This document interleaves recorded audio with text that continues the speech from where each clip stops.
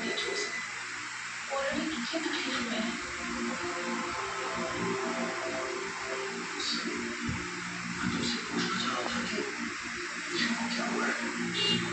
गाड़ी क्यों कैसे लगी उसके हाथ में क्या हुआ है? और मोड़े में क्यों है? सही मेरा कुछ पूछ रहा हूँ, प्लीज जवाब दो। मेरी गैर मौजूदगी में क्या हुआ है यहाँ पे?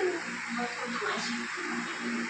ईशा मैम उसके इंस्टीट्यूट इंस्पेक्शन के लिए आई थी और जिस दिन वो रात की खेलने कर रही थी उस दिन उनका जानलेवा था। किसी और पर गोली चला दी। काट बारह काट बुला के लोडियन बुला ईशा, मुझे कुछ काम है, मैं थोड़ी देर में वापस आऊंगा। सही है तुम्हारे पास? छोटा को दबा पे मार